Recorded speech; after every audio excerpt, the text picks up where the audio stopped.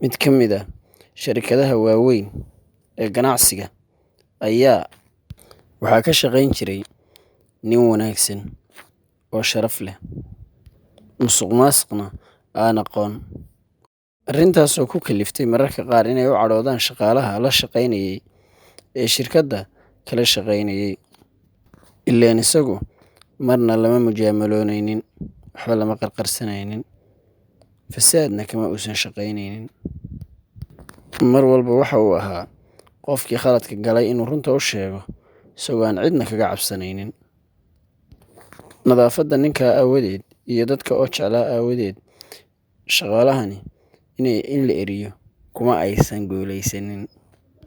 Sidaa daraaddeed waxay go'aansadeen inay cidhiidhis ku sameeyaan ama ay cadaadis ku saaraan shaqada si uu u shaqayn kari waayo oo hadhow isagu istiqaalo u dhiibto.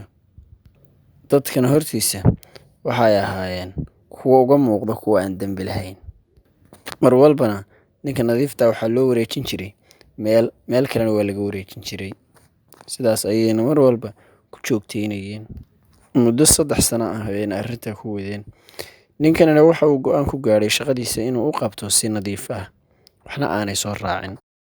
Isagoo ku camal falaya xadiiskii nebiga ee ahaa Ilaahay wuxuu jecel yahay midkiin hadduu shaqo qabanayo inuu toosiyo, shaqadaas sida ugu fiican u qabto.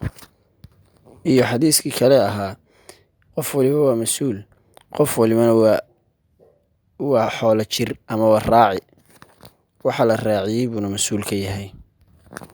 Iyadoo uusan ahayn nin meel ku sugan keliya, haddana ma uusan ka gaabin jirin shaqo kasta oo uu qabanayo. Laakiin waxa uu kasbaday dad badan oo taageerayaal ah, maadaama uu dadka caawin jiray firaaqadiisa. Sanadkii 3aad markii uu dhammaaday ayaa guddoomiyaha guud ee shirkaddu la soo hadlay, waxaana uu u sheegay inuu arkay faylkiisa uu shirkadda ku dhex joogo iyo siirada wanaagsan ee uu leeyahay. Sidaa daraaddeed inuu la kulmo ayuu doonayaa isla berriba. Sidaa daraaddeed markii la kulmay waxaa loo iclaamiyay inuu noqon doono maamulaha guud ee operation-ka shirkadda, mushahar ahaanna u qaadan doono ku labanlaab wixii uu qaadan jiray. Waa uu la yaabay ninkani markiiba, waana weydiiyey sababta waxaan oo dhan uu helayo.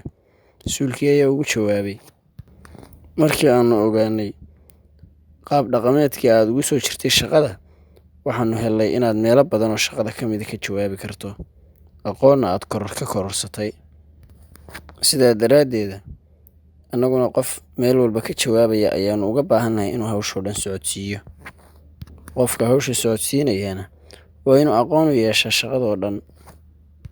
Ninkii Alle ayuu ku mahadiyey, isagoo oo sheegaya in Ilaahay ku mahadsan yahay ka badbaadinta kuwii xumaanta maleegayay ee xumaha u laaqayay, inuu ka badbaadiyey, kana dhigay raristii ay marba meel u rareeyeen ee ay ku daalinayeen inay sabab u noqoto inuu ku dallaco, si uu ugu noqdo isagu mas'uul qof kasta oo soo dhibay iyo qof aan soo dhibinba.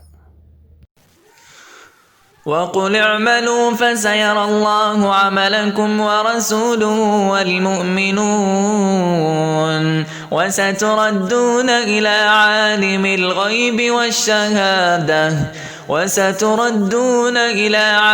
الغيب والشهادة فينبئكم بما كنتم تعملون.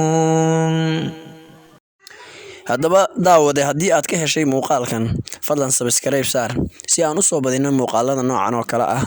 Mahadsanid.